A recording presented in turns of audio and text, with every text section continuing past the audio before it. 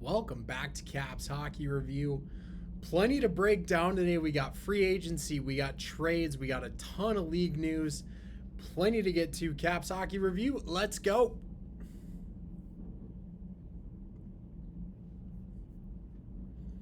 And we're off and running. It is Caps Hockey Review.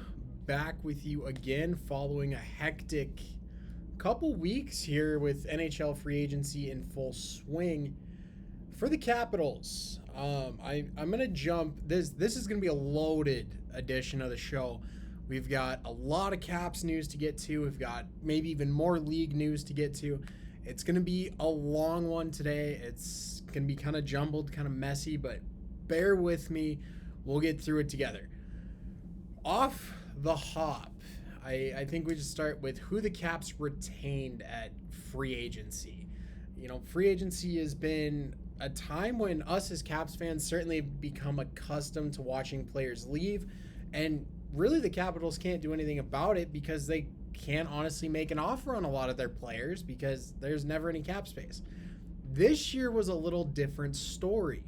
Coming into free agency, the Caps had right around $9 million of open cap space to spend, and they did spend it, and we'll get to that as we move along here. And you know, they spent a little more.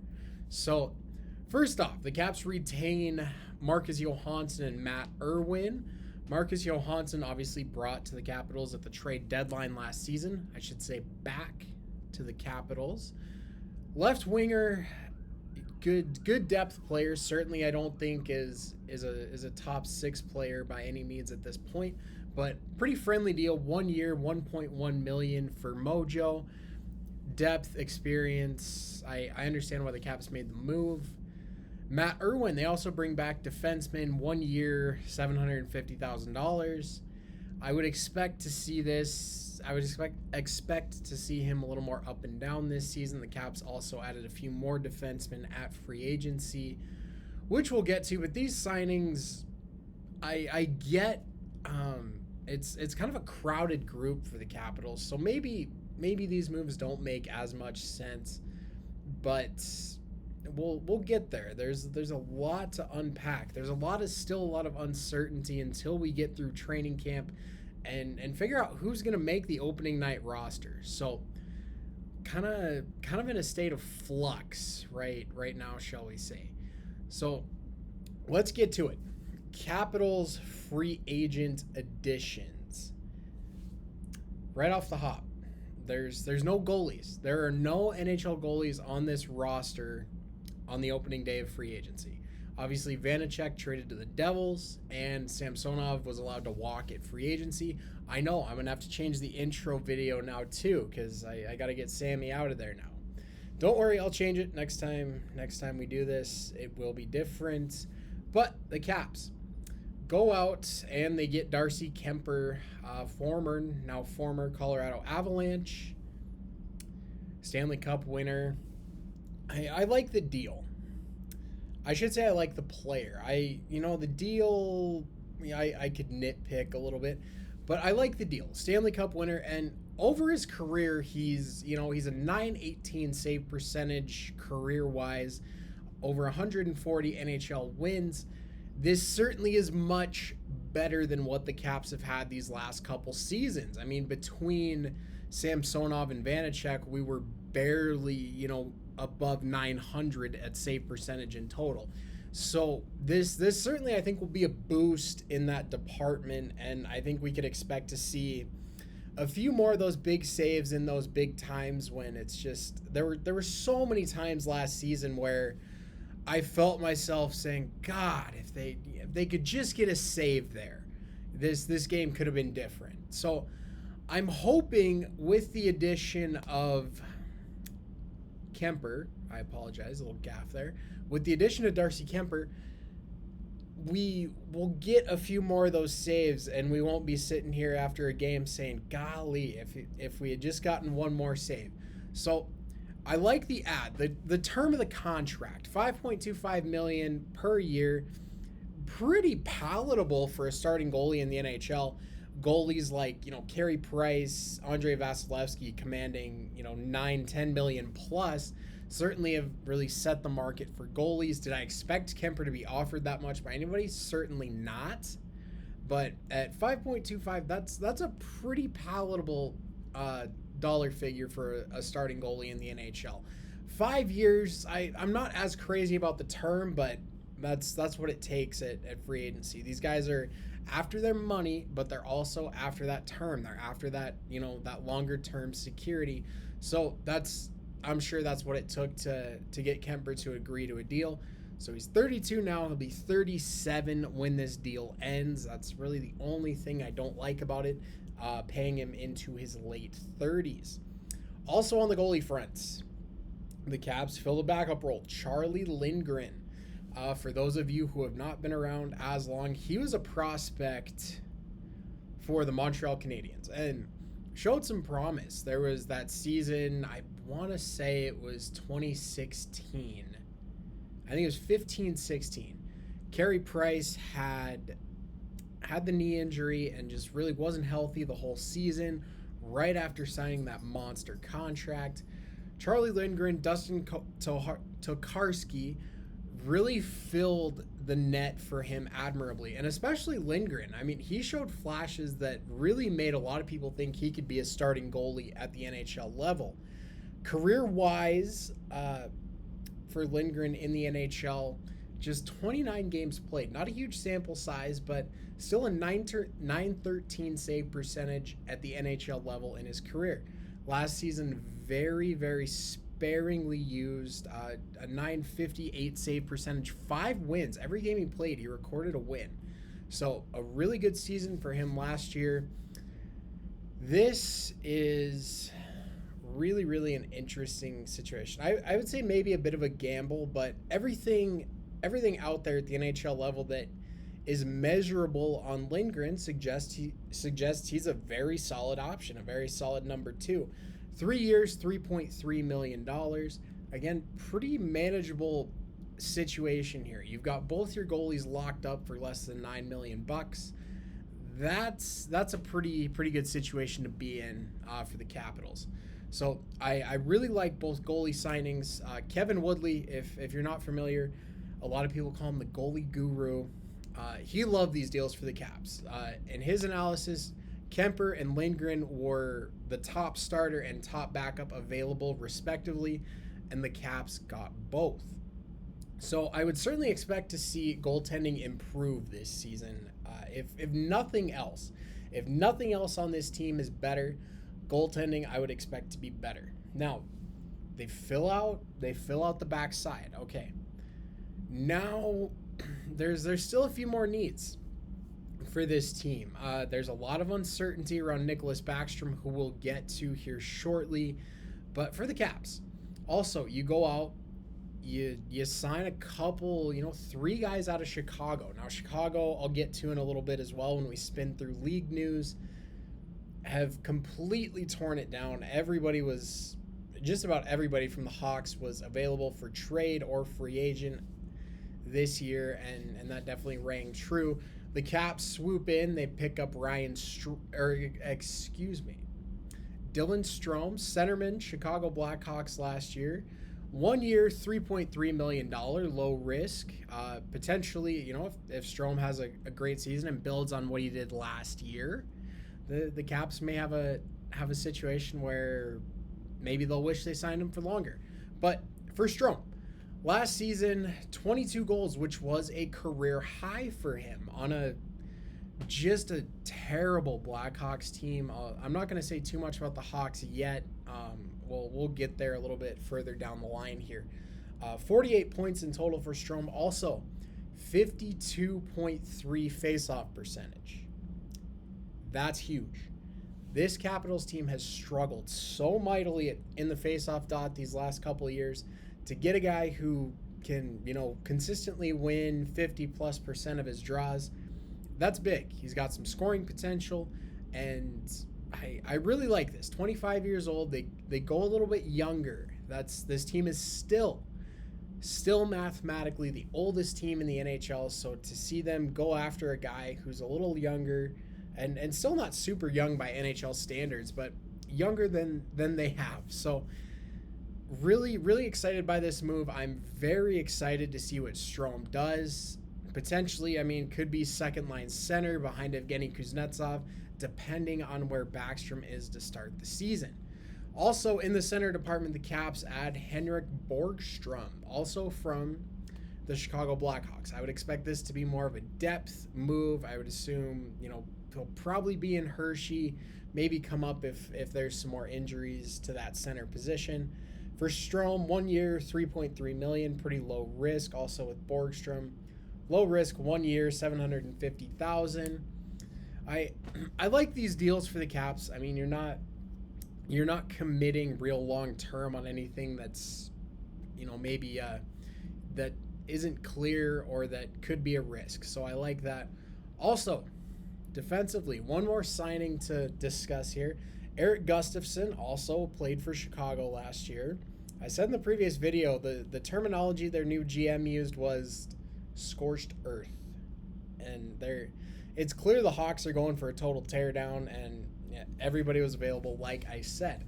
Last season, I mean, Gustafsson is, I think, certainly more of an offensive defenseman. We've seen him run the power play on various teams. For him last season, it wasn't good. It wasn't good for anybody in Chicago. Just 3 goals, 18 points. However, there is maybe some upside potential here. The 2018 season was his best.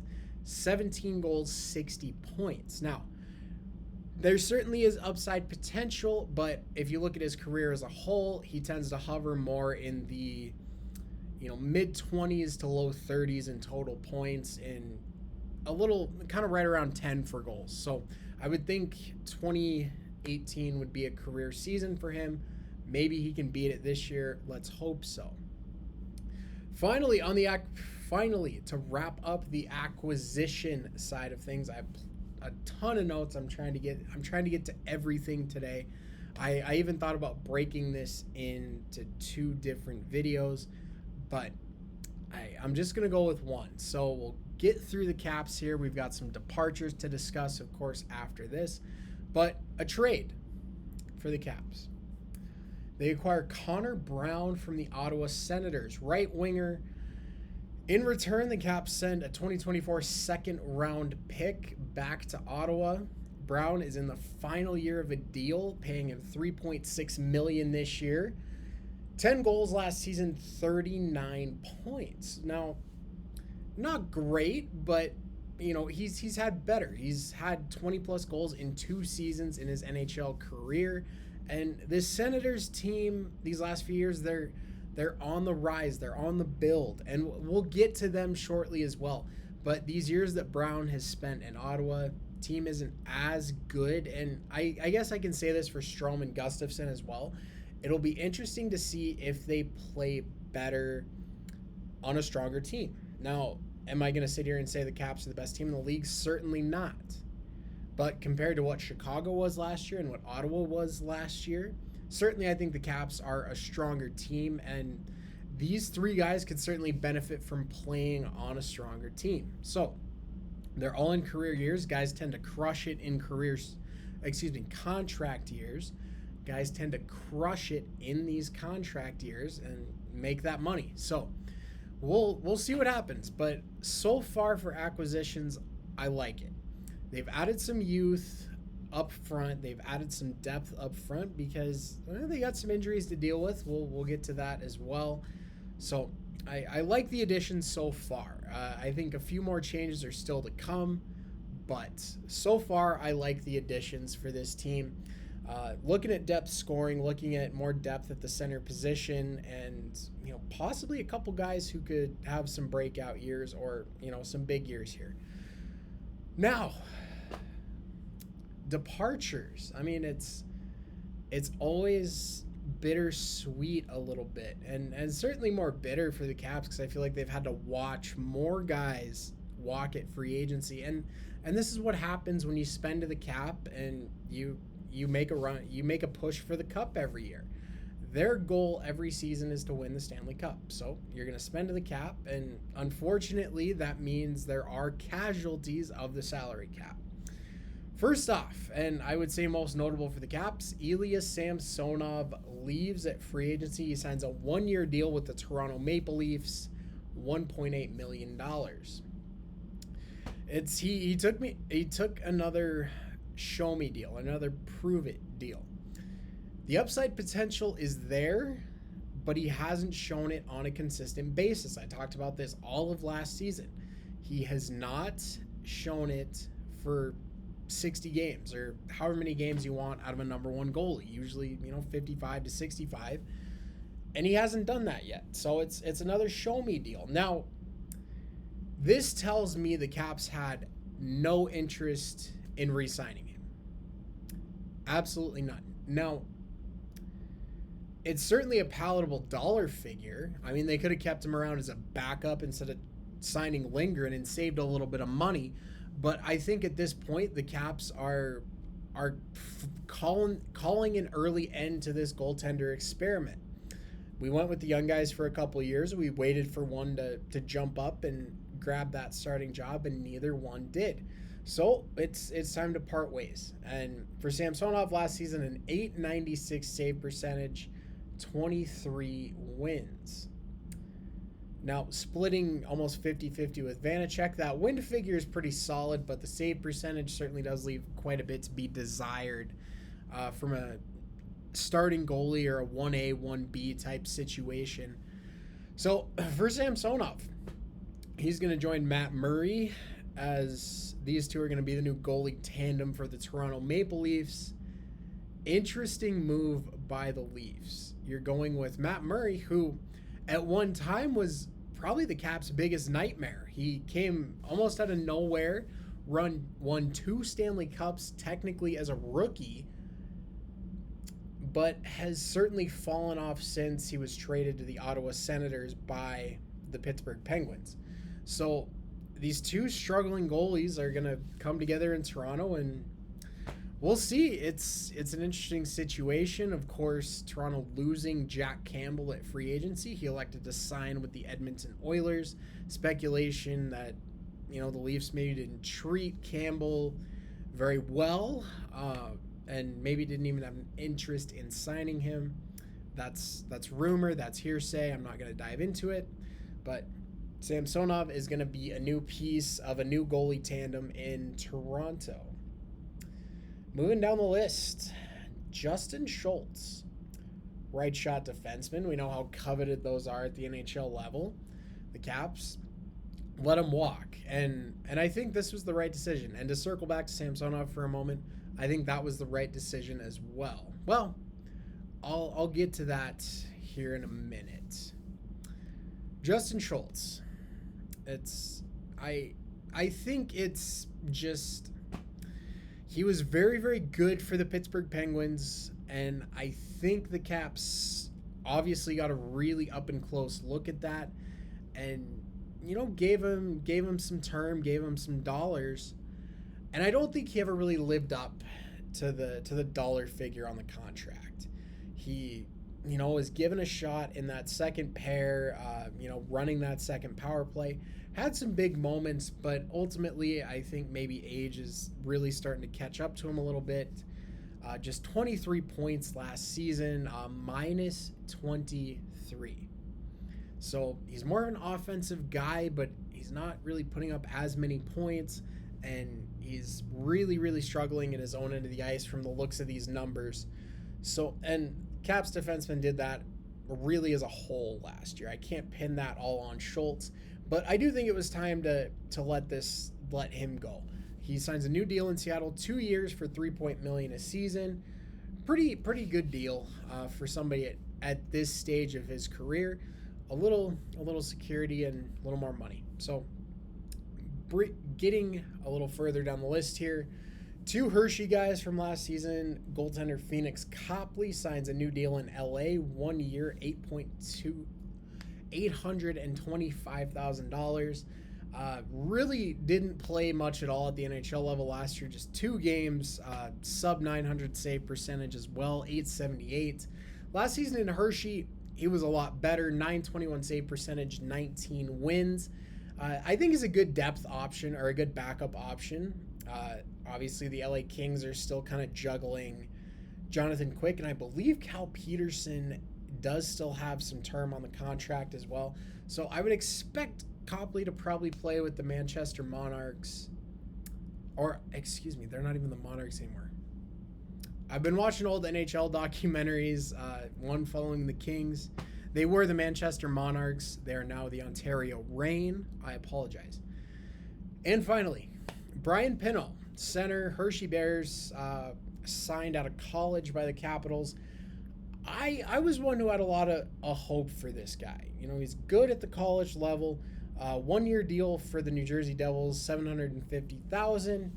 Last season in Hershey, 27 games, 17 points. So he does have some potential there, but again, it's the Caps have historically, and this kind of ties into them maybe being a bad organization to be a prospect in, because prospects never really get a chance. I believe on another team that maybe wasn't as deep or as high on their veteran players as the Caps, Pino probably could have been a third or fourth line center in the NHL, and he'll probably get that chance in New Jersey. For the Caps, I mean, they lose a lot of these prospects and a lot of these young players when they do finally hit free agency, because these guys want a shot at the NHL, and they know they're not going to get that in Washington. As long as this regime, Brian McClellan, is here, we still have Ovechkin, we still have Baxter. Baxter is becoming more of a question mark, but as long as all these pieces are still here, these young guys are not going to get a shake or a chance. So this is a very common thing for the Caps. You're losing these young guys at free agency. Down the road, that's going to be a problem, because you need young guys to help the rebuild and to really, come in through the pipeline.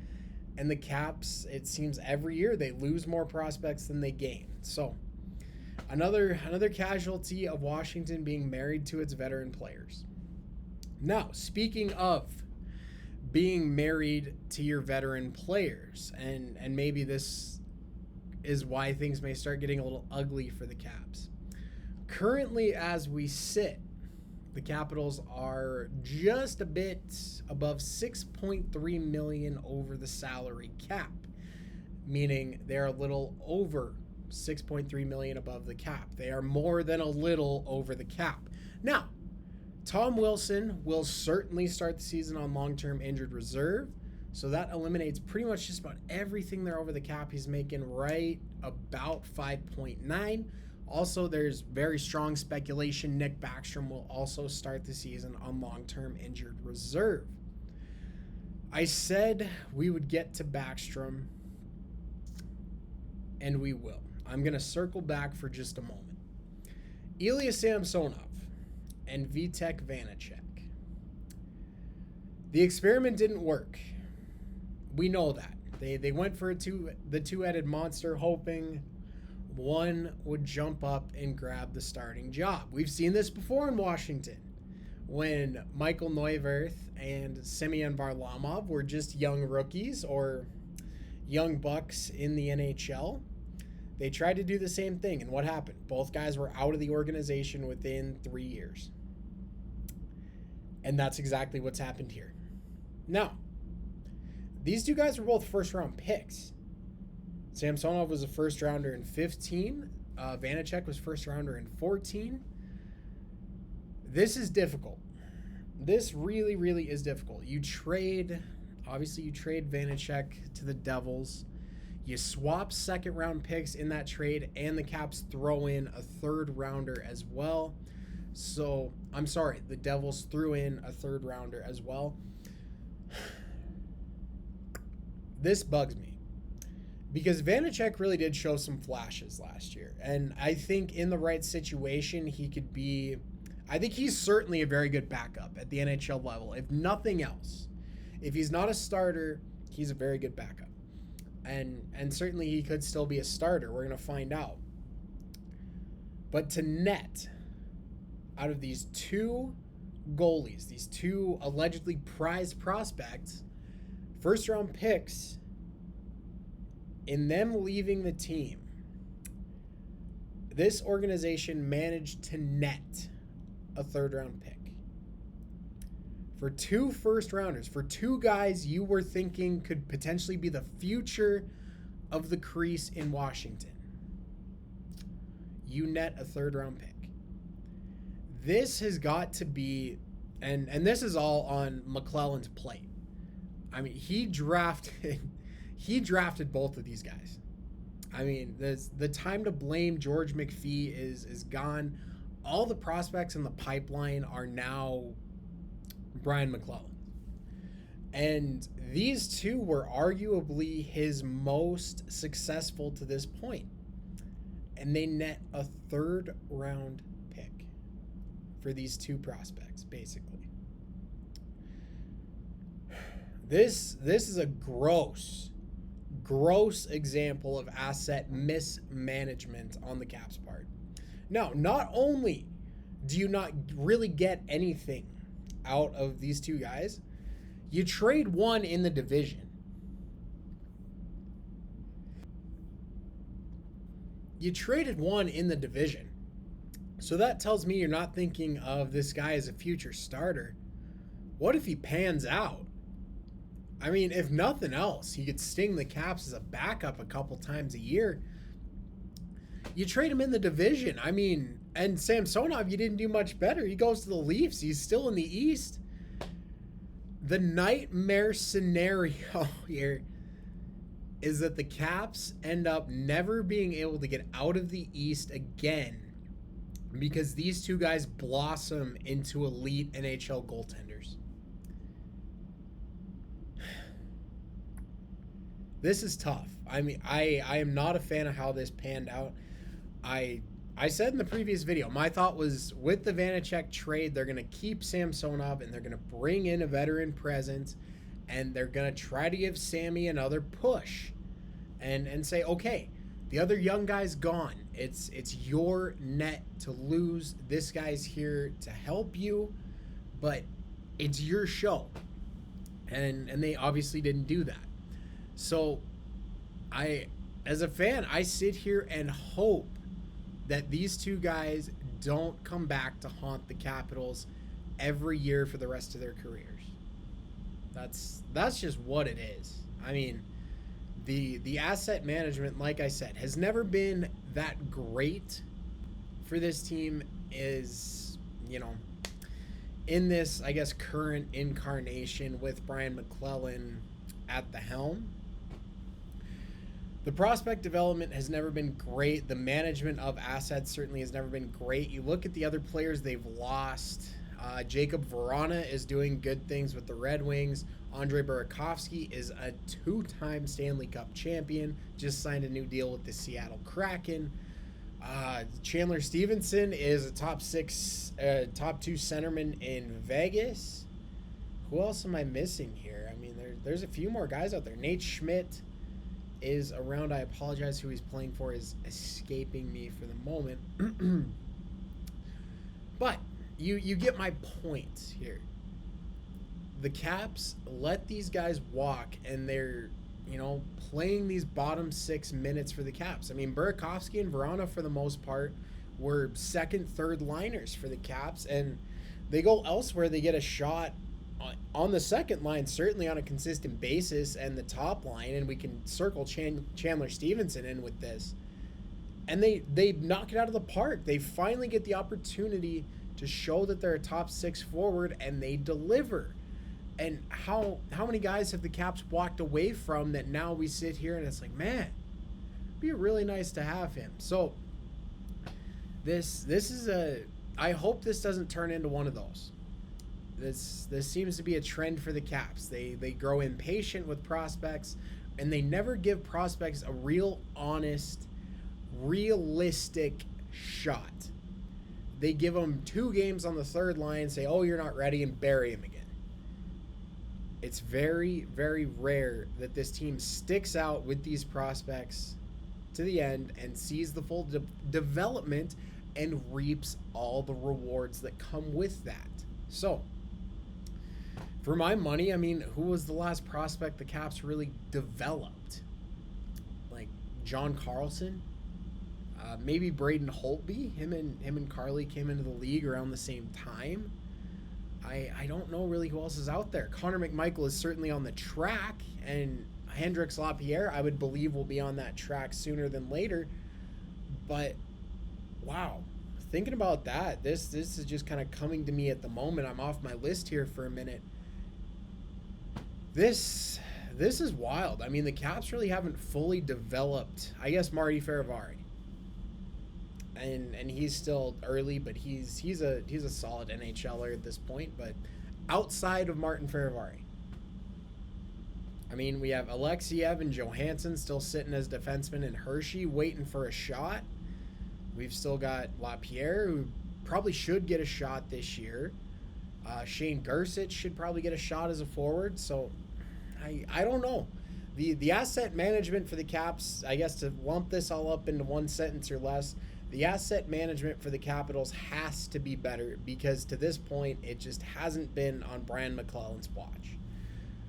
Getting off of this, and, well, maybe into a little more asset management. Like I said, the Caps, 6.3, we're back to the list. 6.3 million over the cap as we sit. Now, the additions of Tom Wilson to LTIR, along with very possibly Nick Baxter, that will put the Caps back under the salary cap for the time being. Now, we certainly want Wilson to play this year. We want Baxter to play this year. So they're going to get off LTIR. Their cap hits will count against the salary cap again. So the Caps are going to have to shed some salary. I said earlier, the moves I don't think are over for the Caps for the simple reason they're going to have to dump some salary. Sooner or later, they're going to have to dump some salary. Now, who's that going to be? I would think if Carl Hagelin does not come back, his cap hit off the books, that 2-point-some million he's making coming off will certainly obviously knock this down a little bit. But Lars Eller, for my money, is the prime trade candidate here. I don't think he's going to fetch a high return, but he's really, when you look at, trade candidates, he's really the only one I can see parting ways with that's not going to be tough, because he's on the last year of his deal. It's a $3.5 million cap hit. It's a, it's a livable deal for somebody, or it's a pretty low contract for somebody to take. But looking elsewhere, I mean, Dmitry Orlov, some would say, but he's arguably been one of the Caps' top 2 defensemen these last few years, so I don't think the Caps are real eager to trade him. Backstrom obviously isn't going anywhere. Good luck moving that contract. We'll get there in a moment. Kuznetsov is probably the Caps, aside from Ovechkin, who we know isn't going anywhere, is probably the Caps' best player on a nightly basis, so you don't want to trade him. Carlson, maybe, but again, number 1 defenseman between him and Orlov. You don't want to give up either of those two. Certainly Ferravari is the young guy. His cap hit isn't high. You don't want to get rid of him anyway. And nobody else in the decor has a high contract. TJ Oshie's not really a good trade candidate because of his age and the term left on the contract. So that leaves us with Lars Eller. He has certainly dipped from, I know, he's a sentimental favorite because he scored the cup-winning goal in 2018. Certainly, yes. But since then, he has certainly declined as well. Third-line center in that run, second line at some points, filled in admirably for Nick Baxter when Baxter was injured during that run. But he hasn't really recaptured that same form. So I would call him the most likely, because if you look down the center depth, even with Backstrom out, Kuznetsov, Strome, the time has come to move Connor McMichael to his natural position as a centerman, and obviously Nick Dowd's spot in the fourth line center is solidified. So Lars Eller just seems to be the odd man out in this situation, unfortunately. I'm making very long-winded points today. I apologize, but I told you, it was going to be a bit of a jumble, and it's going to be a bit messy today. So for my money, Lars Eller is certainly a prime trade candidate before the start of the season. We don't know where Baxter is necessarily in terms of being ready to start the season. And this is going to kind of wrap up the Caps portion of this edition of Caps Hockey Review. But for Nick Backstrom, still 3 seasons left on his contract at $9.2 million per season. That hurt to say. That hurt to say because we all love Nicholas Backstrom. The point of this contract was to make him a career capital. Great. Fine and dandy. But this deal is starting to look ugly for the Capitals. Because if you look at where Backstrom was in his career at the time of the signing, you have to go back 2 years. There was concern from the analytics community, and I know most of you know how I feel about analytics, but on this side, I'm going to tend to agree with them because this is proving to be true now. The concern with Backstrom even then was, the foot speed was never really great by NHL standards to begin with, and it certainly doesn't improve with age.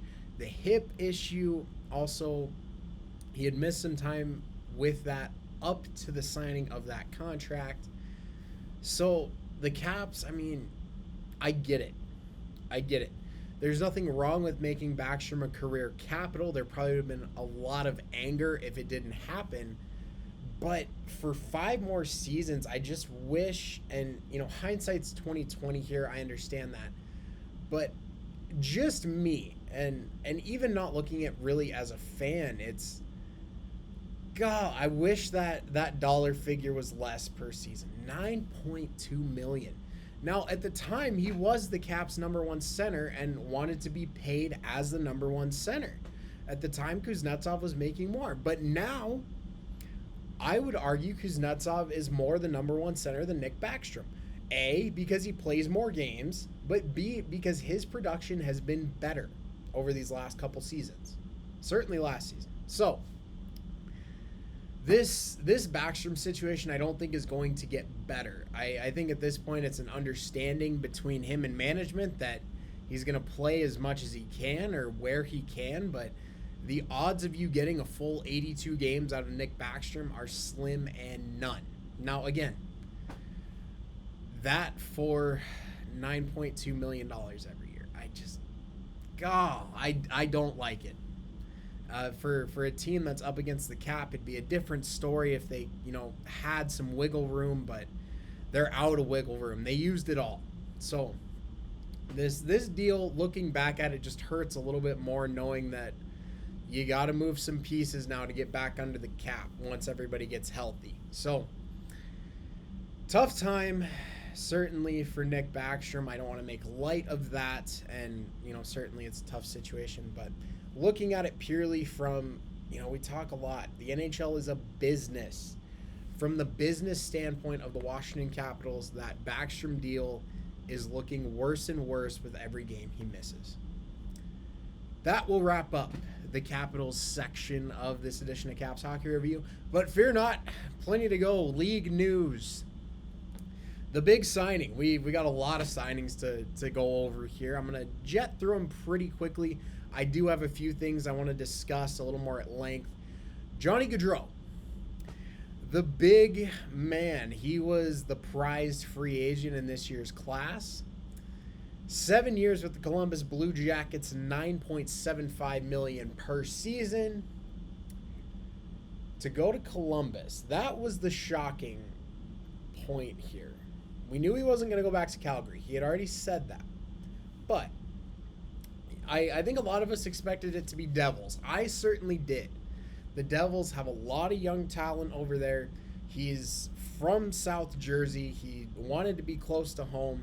So it made sense. And from an outsider's perspective, Jersey looked like it checked all the boxes for him. However, Columbus, he took less money and less term than was offered by both the Flames and the Devils to sign with the Blue Jackets. That tells me a couple things. A, yes, he is closer to family. Ohio, Columbus is certainly closer to Jersey than Calgary. But this tells me that I think the Jackets are building something special over there. They have something special brewing. They've just re-upped line A. They've got young guys. They've got Cole Sillinger and Kent Johansson, assumedly or presumably ready to make their to play in the NHL on a full-term basis. That's a pretty solid little forward group. Defensively, obviously, Zach Werenski is still there. By a lot of measures, a top defenseman in the NHL. Goaltending situation is still pretty good. So the Jackets are good. Have certainly gotten better this offseason, and it pertains to the Capitals because they're in the Capitals division. And we'll run through that here kind of toward the end, so I guess the Caps portion is not over just yet. Further than that, what could top that? Well, big trade. The Flames move Matthew Tkachuk, making it clear to the Flames after they lost Gaudreau that he was not interested in signing a long-term deal with the team. So, you got to move him. You got to get something for him. He is one of your best players. He was the first-round pick. You got to get something for him. So, what do? They ship him to Florida, and they bring back Jonathan Huberdeau, Mackenzie Weegar, Cole Schwinn, and a first-round conditional pick. Weegar, I love it. He's joining that absolutely loaded D-core in Calgary. Noah Hannafin, Rasmus Anderson, Chris Tanev. That's a good defensive group over there. Whatever scoring punch they've lost, I think this defense is going to help maybe cover up a little more. So maybe they aren't going to need as much run support, but Huberdeau certainly does, bring a lot of offense to the table as well. So a good deal, and obviously it's way too early to predict. If the Panthers win the Stanley Cup, this deal will be worth it. If they don't, this one may hurt down the road. Huberdeau and Weegar both are in the last year of their deals. Huberdeau at 5.9, he is certainly due a raise. And Weegar at 3.26, he is also probably due a raise. Both have expressed interest in re-signing with the Flames on a long-term basis. So these two teams will be fun to keep an eye on this season and see kind of how the changes play out. Certainly the Jackets, we'll get a look at them with our Capitals. But moving on, I told you I was going to get back to the Ottawa Senators. And boy, we are. Senators make a splash. I talked in the last video. They trade for Alex DeBrincat the night before the draft. They go out. They sign Claude Giroux. They bring him back home. 3 years, 6.5 per year. Really good deal, I think, for the Sens and for Giroux. Money there, but you're not tying it up long term. Also, they get Josh Norris re-signed for 8 years. Just a shade under $8 million per season. The Senators might sneaky in Spit and Chicklets terms. They might be a wagon now. I mean, maybe they need to add a little bit defensively. They trade for Cam Talbot from the Wild, so they are in theory solidifying that goaltending situation. But the top six reads Tkachuk, Giroux, Stützle, Batherson, DeBrincat, Norris. That's pretty loaded. I really, really like this team, and I would expect to see them make, if not make the playoffs, certainly be right on the cusp of it. So,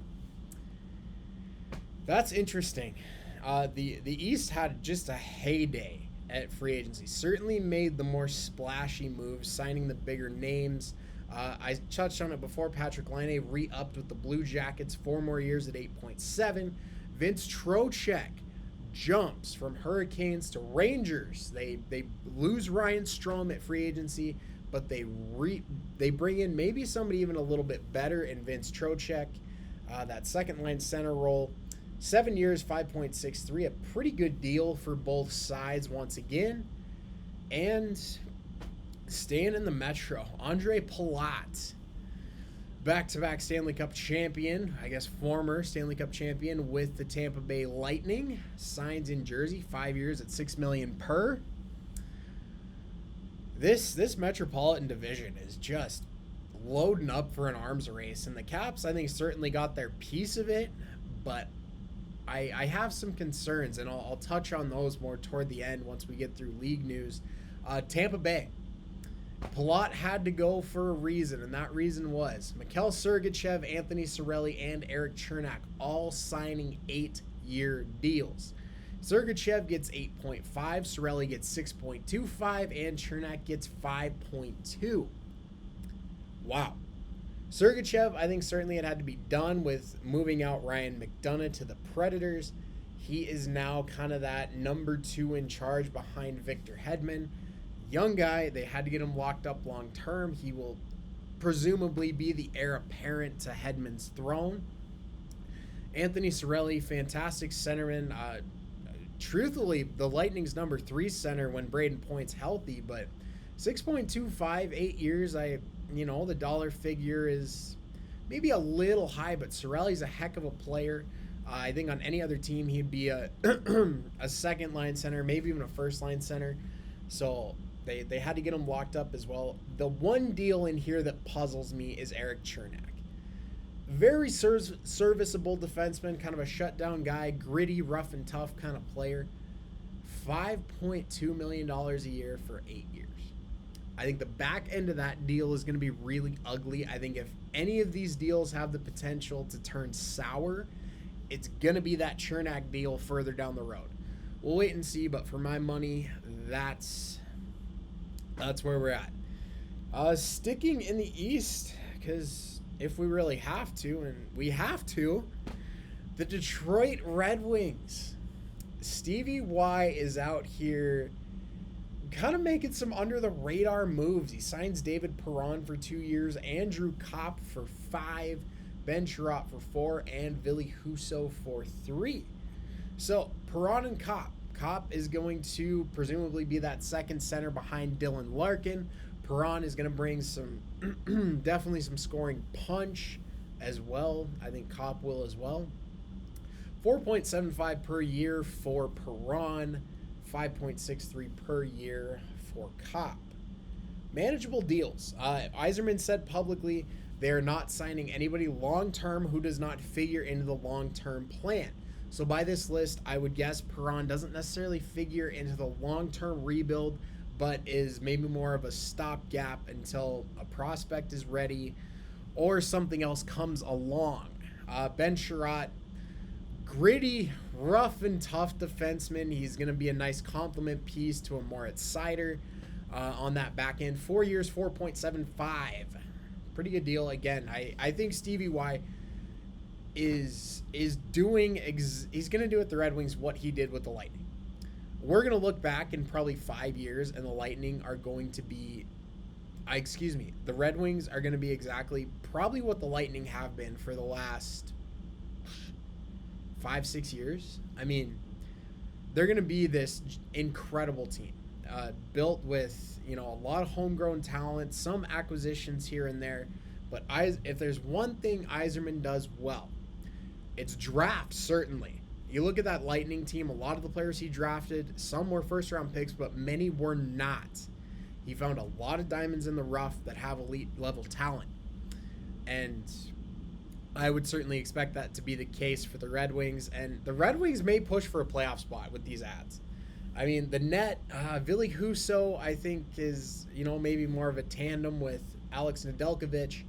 But 3 years, $4.75 million. I like all these deals. He's not committing a ton of dollars. That sounded really weird. He's not committing a ton of money over a long period of time to any of these guys. Kopp certainly makes the most sense to give the longest term. One of the younger guys in the group, he's going to figure as your second center.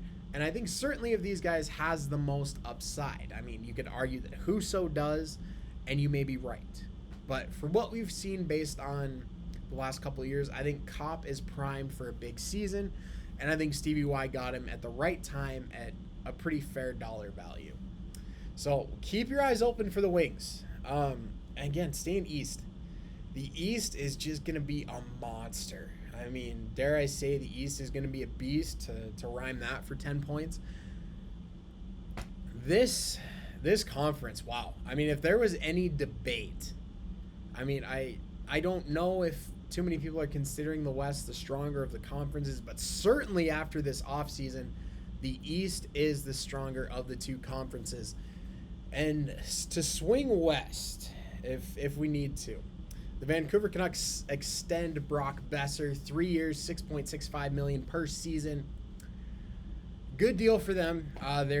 They were on the doorstep of the playoffs last year. I think if they had signed our old buddy Bruce Boudreau a little bit sooner, they probably would have made the playoffs with that tear they got out to when he first started. It was pulling up on 20 wins in a row at one point, I think it was. Certainly high teens. So just fantastic. And, you know, keeping the family together for the Canucks, I think they'll be a danger in the West as well. So all through the ads, I jetted through it pretty quickly. I said I would. Remaining free agents, there are still some big names out there. The biggest on the list is Nazim Kadri. I said in the previous video, I think he is going to certainly command a raise, but I don't know maybe if he comes back down to earth a little bit after this career season. He's still out there. John Klingberg is also out there. Now, Klingberg made the news yesterday, firing his agent. You know, he's been really wishy-washy on, you know, with Dallas. Should I leave? Should I stay? The rumor has it he turned down a pretty lucrative deal and couldn't really find anything comparable or as good anywhere else. Tried to go back, and the deal was then off the table. So, was it a situation where his agent was saying, no, hold out, we can get more, and then more never came? Certainly that could be the case. So Klingberg, solid, you know, probably top four defenseman on any team in the NHL, is still out there. Phil the Thrill. Phil Kessel is available. That monster contract he signed with the Penguins and got traded to the Coyotes is over. He's out there. Now, is he the same player that he was? I don't think so, but certainly still can put the puck in the net. I think he's a great depth piece offensively. If the Caps had the space, you know, maybe go after him, but they don't, so they won't. Also, Patrice Bergeron is out there, but he's already said publicly it's Bruins or nothing. So if him and the Bruins don't reach a deal, he will retire by his account. PK Subban is also out there, coming finally to the end of that monster contract that he initially signed with the Nashville Predators that was then traded to the New Jersey Devils. Certainly his play has declined, to put it gently. To put it frankly, his play has fallen off a cliff from where he was in 2017. So, am I shocked that Subban hasn't been signed yet? Not really. I don't know that he's... I don't know the guy, but based on the money he was making, almost $10 million per season, and maybe even he was at 10. He was right in the neighborhood of 10. Is a guy who just made that much money last year willing to take so much less to make it a reasonable deal for a team? Based on Subban's play last season, I don't think he would fetch anything over, you know, probably $4 million a year. That's my opinion. Now, obviously, I'm not an NHL GM. Somebody may feel differently and offer him more. But for my money, anything over 4, I think for Subban, for any longer than maybe a year or 2, would certainly probably be an overpayment or maybe taking a little too much time in the timeshare. So, also, our old buddies, Braden Holtby and Jay Beagle, are also out there. Not much chatter on the Beagle front. I would assume he'll find a team to sign with, maybe a 1-year deal type situation. Braden Holtby, still, you know, fairly young, early 30s. He is presumably at the end of his NHL career. At least that's what rumor would say. Due to injuries these last few years, you know, there's concern if any team would be willing to sign him based on performance and injury problems. And the rumor is that he may just decide to hang it up with all the injuries he's been through. So we'll wait and see there. I certainly would hate to see Braden Holtby's career end in that way, but it may be time to. So hopefully, best of luck to all these guys getting deals as we move forward toward the regular season. I guess preseason comes first, so best of luck to all these guys. A few more teams I want to touch base on and dive into a little more deeply. First off, the Chicago Blackhawks have certainly been all over the news since the end of the season. Certainly all the moves they've made, all the players they've let go has really just grabbed the attention and really driven home the idea and the fact that they're going for a total rebuild. Currently, the only players I think left as skaters from last year are Seth Jones, Jonathan Toews, Patrick Kane, and there may be one or two more, but this is a complete teardown. And Kane is certainly on his way out. He's put in the trade request. I think it's just a matter of finding the right deal. The rumors have it. The Rangers were his top spot. That hasn't been confirmed or denied. But, I tend to believe with these rumors sometimes where there's smoke, there's fire. Playing with the Rangers would certainly put him on a cup contender, would certainly make that cup contender better, and he would be reunited with his old buddy Artemi Panarin. That certainly checks some big boxes for somebody who's going to be traded. Edmonton has also been mentioned in the mix. Even with Chicago retaining some salary, teams can retain up to half. That would put Kane's cap hit at 5.25. He's currently at 10.5. I don't know that the Oilers can afford it. To be very honest with you, I mean, they're in a tough cap situation. Cap Friendly currently has the Oilers projected to be over the salary cap by $2 million. So, I mean, certainly you can trade another piece, maybe a couple expensive pieces in exchange, certainly probably with some picks or prospects for Patrick Kane, but that's going to take some doing. You've got obviously probably two of the top 5 players in the world for my money in Leon Draisaitl and Connor McDavid. Adding Patrick Kane certainly does make that offense more formidable, but I think they solidified their net with Jack Campbell, but I think more of their questions are on defense with Duncan Keith calling it a day.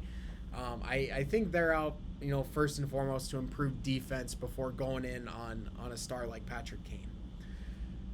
Now, it is not all sunshine and rainbows and understanding in Chi-Town. Jonathan Toews, Captain Serious, Captain Canada, he has many nicknames, is not happy. Now, see, I'm torn on this, and it's going to sound a little bit hypocritical on my part, because in one part here, I'm going to talk about how the NHL is a business and can't always put the feelings of players ahead of business. And in the next part, I'm going to, when we get to Vegas, I'm going to kind of flip that. So, call it hypocritical if you want, call it wishy-washy if you want, I don't care. Jonathan Toews is outwardly not happy. His thought was that, Kane was taking DeBrincat under his wing, Toews was taking Kirby Dach under his wing to kind of be the next guys for Chicago, and they both get traded. But Jonathan, see, this is where I'm confused. Did Toews really think that this team is on the cusp of making the playoffs again? I mean, they went for it last year. Let's be honest. I've talked about it before. They went for the microwave rebuild. They went out. They got Marc-Andre Fleury. They got Seth Jones. They got Tyler Johnson. They did what they could to take this slumping team that hadn't won a playoff series since they last won the Cup in 2015 and shove it back into competitive. They beat the Oilers in the bubble in 2020. That was, that's really the only playoff success they've had. And it's clear now that it's time for the Hawks to rebuild. The regime is done. Crawford's gone. Hosa's gone. Seabrook's gone. Keith's gone. Who else was a mainstay for these guys? So many players that, became synonymous with Blackhawks hockey are gone. Now, I'll say that maybe Toews could maybe avoided this situation or prolonged it, and Kane certainly could have too. They didn't have to take those matching $10.5 million per year when they re-upped in 2015 or 2014. I apologize. Certainly they won another cup. At the time it was worth it. But now, look at all the players they've had to let go because of these contracts. I mean, Teuvo Teravainen. I believe Adam Boqvist as well. Artemi Panarin comes to mind. Can you imagine? I mean, the Hawks would still, possibly be grooming the next core and, coming into a new era of Blackhawks hockey with Breadman, Turbo, and Boqvist at the helm. But they couldn't do that because they didn't have the money, because they had allocated so much between Kane and Taves and Keith and Seabrook and Crawford. Hossa did him a bit of a favor by retiring early, but Jonathan, I just don't get. I understand him being frustrated, but at a certain point, it's business. They can't take the feelings of Jonathan Taves into account on every situation, and certainly on this rebuild. I think putting this rebuild off any longer is a mistake. This team is headed down a tough road to a potentially 4 or 5 year rebuild. Taves has said he doesn't want to be a part of it. That's fine. He can be traded. Certainly, they're probably going to have to retain half his salary to make it happen. But the Blackhawks, if Jonathan Taves' comments are indicative of where he thinks this team is, then they indicate that he thinks this team still had the potential to win the cup. And clearly they didn't. So this was really, really confusing. It's a really tumultuous time, I understand. But really interesting stuff in Chicago. The rebuild is on. Certainly Kane will be out of there probably sooner than later. I would expect Taves to be as well. Again, tough situation for the Hawks. I understand, but at a certain point, business is business. I mean, they did their winning. Taves has nothing really to complain about. He won 2 gold medals and 3 Stanley Cups in a 6-year span. Who has had that level of success in that period of time in their careers outside of Gretzky, outside of the Oilers in those 1980s runs? That is a career, and that is success by so many measures. So Taves has nothing to be bitter about. He has nothing to be angry about. It's a reality of hockey in the National Hockey League and at any pro level. So the rebuild is on for the Hawks. Finally, we move to the Vegas Golden Knights. Now, why am I doing this? Well, there's rumors out there, a lot of articles surrounding Jack Eichel, and most of them are, from Buffalo-based radio or, TV sports stations. They're all going to take their shots at Eichel. Eichel is going to be the whipping boy for Buffalo until the day he retires, and probably after, if he never returns, and he probably never will. Now, why are we discussing this? Well, Vegas, I've been itching to discuss this for a while. There was just never a proper time, it seemed. But now seems like as good a time as any. So if you're still hanging with me, we're over the hour mark. Hang in there a little bit longer. We're going to tear the Vegas Golden Knights to pieces here. Now, this all started. Vegas was rumored to be in on Matthew Tkachuk. Now, why is this a problem? Well, they don't have the cap space. Vegas has been rumored to be in on, and really have been in on, every big free agent, every big potential trade target since whatever their second year was. They made that miracle run in 18. They came up a little bit short. And ever since then, they've been all in. To go down the list, I mean, you get Eichel via trade, Pietrangelo at free agency, Stone and Pacioretty via trade, Shea Theodore via trade, Robin Leonard via trade. You've been in on every big name for the last 4 years, 5 years, 4 years. And it's finally over. It is finally over. And here's why. Just because of the Eichel trade, we can cross Pacioretty off the list because they had to dump him along with Dylan Coghlan to the Carolina Hurricanes for nothing. for nothing. Future considerations. Nothing. It's basically saying, okay, Carolina, you scratched our back, took those contracts. When the time comes for Carolina to unload a bad contract, you can bet they will be calling Vegas. Now, why is this a problem? And why am I getting so amped up here? Vegas, in this pursuit of all these big names for these last few years, have really and rumored to be becoming a place where players don't want to go because they can't be loyal to the players that they have. Now, I'll give you an example of this. They go out, probably the most glaring and probably the worst example is the Robin Lehner trade. This is no fault of Robin Lehner. I think he's been nothing but professional, and he's certainly a likable guy. But you go out, you get Robin Lehner, so him and Fleury are going to split the crease, and that didn't really go too well. Fleury and his agent were certainly outspoken about their feelings of Peter DeBoer, but where I'm going with this, Fleury ultimately gets traded and finds out on Twitter. This was a guy who was told after the expansion draft by Bill Foley, owner of the Vegas Golden Knights, for those who don't know, that he would retire a Vegas Golden Knight. He was the cornerstone of the franchise, and for my money is the best Vegas Golden Knight to date.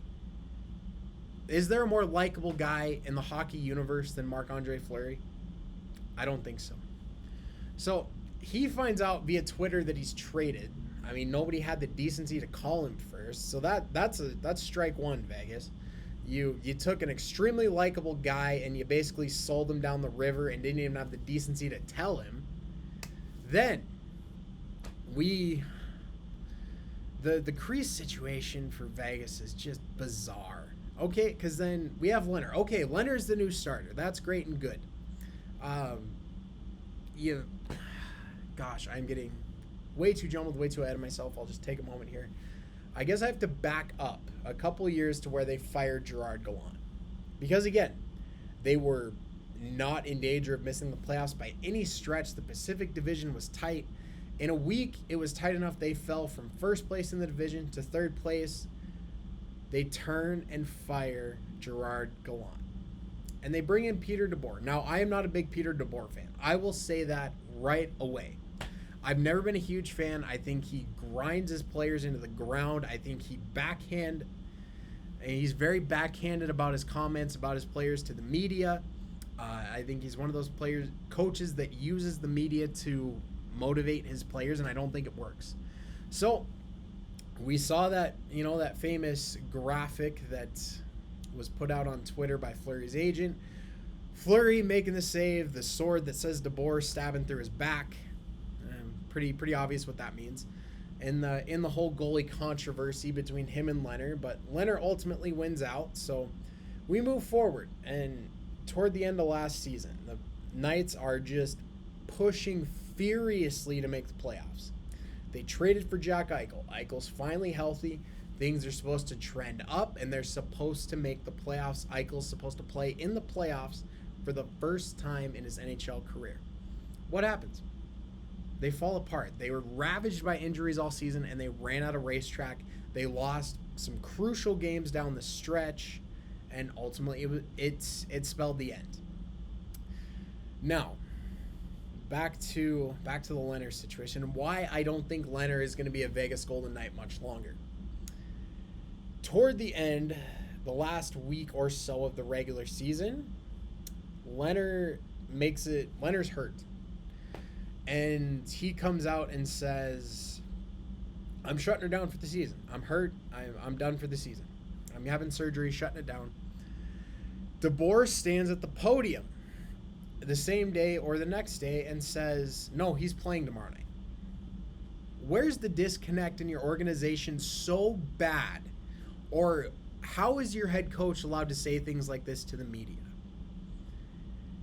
Did he either not know, was he disconnected that much that he didn't know his starting goalie was having surgery and would not, in fact, be playing tomorrow night? Or is he just so trying so hard to motivate players to the media that he says things like that. That can't fly. He ultimately gets fired. Vegas, again, Fleury was treated terribly at the end. Leonard was treated terribly by this organization. Pacioretty is dumped for nothing. And the rumor's out. And again, like I said earlier, where there's smoke, there's fire with things like this. Vegas is becoming an undesirable place to play because of their constant pursuit of seemingly better players. There's no loyalty in this organization because they're always looking at what else is out there. Every other team's shiny toys that team might be done with, so we'll grab those and then we'll throw somebody else aside. And I said previously with the Hawks, it's a business and you can't always take loyalty into consideration, but at some point you do have to take loyalty into consideration on some things. They've been in on every big free agent, every big trade target for the last 4 years. Their pursuit of these big name free agents and trade targets has caused them to have a terrible reputation among players and ultimately could cost them pretty dearly. Look at all the players they drafted. They held so many draft picks. George McPhee did a masterful job with the expansion draft. They had draft picks on draft picks for years to come. They had prospects. They had young, exciting players. They drafted Nick Suzuki. They had so many things to be excited about. And literally all of those. Vegas, at this point in time, if they had put off winning the cup, if they had put off making this big push, they might be turning into a very deadly organization, like the Tampa Bay Lightning. The best teams out there have been built through the draft, and Vegas has gone completely the opposite way. They have tried to build a contender out of an alleged super team with free agents and trades, and rarely does it work. So in this long-winded point, where am I going? Vegas, I think the clock's about to strike midnight. Looking at the Eichel trade, what they gave up. They gave up all the picks. They gave up Alex Tuch, a very good NHL player right now. Peyton Krebs was probably their top prospect, and they gave him away as well. If, very, very similar to Florida with the trade for Tkachuk, if they win the cup in these next few years, it will be worth it. If they do not, they're staring down a very painful rebuild, and I believe everybody in that management group, Kelly McCrimmon on down, everybody gets fired. Because they have rolled the dice huge, they have taken every risk, and it hasn't paid off yet. It might, but it hasn't yet. And I know certainly other hockey fans out there certainly have a problem with the way some of these players have been treated over the last couple of years. And for me, Pacioretty was the last straw. I mean, he was a great Vegas Golden Knight. He was a top-line player. I mean, we never got the chance. I mean, people talked last year about, wow, what is that top line, Pacioretty, Stone, Eichel going to look like? That might be the best line in hockey, and it could have been. But we'll never know because they had to dump Pacioretty because they couldn't make the money work anymore. You got to do what you got to do, but at a certain point, loyalty also has to come into play, and maybe you don't have to chase every big name out there because now at this point, they're just recycling one piece with a very comparable piece. They're not actually getting better. They're just signing whoever happens to be or trading for whoever happens to be the bigger name at the time. So, Vegas, we'll find out, but if they don't find a way to win a Stanley Cup, and I'll say probably the next 4 years, it's going to be bad because by then, Stone, Pietrangelo, they're going to be getting older. Theodore's going to be getting a little bit older. Leonard is going to be probably not even a Golden Knight at that point. So this whole core group, I mean, is really teetering. I mean, Marchessault's going to be old. Carlson's going to be older. He's not going to be quite as old. And Riley Smith. I mean, the Smith contract already looks kind of bad. If you were going to unload somebody, you should have unloaded Riley Smith. But whatever. That was my rant for the day. I apologize if it made 0 sense, but that's where we're at. So to pull back to the Capitals here to wrap things up, the Metropolitan Division. We swung west there for a little bit, but now we're going to swing back to the east. For the Caps, this is going to be an interesting offseason. I did forget to mention also the Flyers did hire John Tortorella as their new head coach. Torts, if nothing else, the man is just intense as, oh my gosh, he has intensity for days, and his sound bites in the media are fantastic. But for Washington, all jokes aside, all fun aside, the Metropolitan Division just got quite a bit better. And the Caps, added some pieces. How much better are they? I think they're a little bit better. Goaltending's better. Center depth, if Backstrom's going to miss time, I think Strome is a good answer. But you got to look also, the Hurricanes just got Cirelli for nothing, basically. They also traded for Brent Burns from the San Jose Sharks. I forgot to mention that earlier. So I think they've gotten a bit better. The Rangers, I think, certainly have gotten better. These two teams I would figure to be the top in the Metro.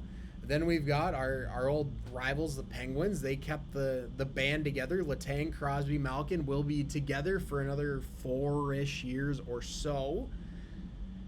So the Penguins are still the Penguins. The Islanders are a bit of a question mark.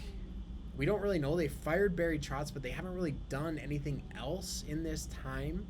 I would expect them to be better. I maintained that if they had not gotten out to that terrible start with that long road trip to start the season, they probably would have made the playoffs. Or maybe not made the playoffs. They would have certainly been more in the chase. So I would expect them to rebound this year as well. In Columbus, you add Johnny Hockey. Laine's back. You got some young guys coming up to be excited about. So, and Philly adds Torts. And Tortorella, Philly has not, player-wise, necessarily gotten measurably better. They add Tony DeAngelo. That helps defensively if Ryan Ellis's injury issues continue. So in that way, they've gotten a little better, but Torts always seems to find a way to get teams in the playoffs early. Guys played their asses off for Torts early in his tenure. Now, eventually, he grinds them into dust, and they don't want to play for him anymore. He gets fired or resigns, whatever comes first, and moves on somewhere else, and the same cycle repeats. But look at the teams he's put in the playoffs. When he took over the Blue Jackets, they did not have a lot, but he got them to the playoffs. So the Flyers, I think, are going to be a threat to make the playoffs. Also in the East, you've still got Tampa. You've still got Florida in the Atlantic. They're going to be tough. The Senators are going to be good. The Leafs are still the Leafs. The Bruins, we don't really know yet. And the Red Wings have certainly made improvements. There are 8 playoff spots. And how many teams have I named here outside of the Capitals? Certainly more than 8 that are going to, certainly be in the chase for a playoff spot. So let's hope these moves are what the Caps need and to put them back into a more competitive tier. Because right now I think they are a good team, but they are not a great team. And they're getting older. Now, getting older is fine as long as you're still in that great tier. But I don't think they have been, and can they do it again? We don't really know yet. We got to wait and see. So there's certainly concern for the Caps here. This East just got a lot better, and it's going to be a battle to make the playoffs. I think it's going to be a fight to get there. So for Washington, it's going to be a battle. I'm excited about some of the moves they've made. I'm regretting, maybe the length or the dollar figure on that Baxter contract. Blackhawks blowing it up. Vegas, I don't like Vegas right now. I think their management of players is not great, but whatever. Not my call to make. I just wish they'd treat their players a little better. Anyway, I will be back with you. I don't really know when yet. Maybe next time there's some Caps news to break. Certainly probably won't be as long as today's. This is my longest edition of Caps Hockey Review by far. So if you stuck it out all the way to the end, I appreciate it. Anyone fan questions out there, anything I didn't cover, maybe you want answers or my take on, drop it in the comments, like, subscribe, all that good stuff. and I will be back with you down the road as we get closer to preseason. Training camp is, around the corner here. So until next time, my friends, go Caps.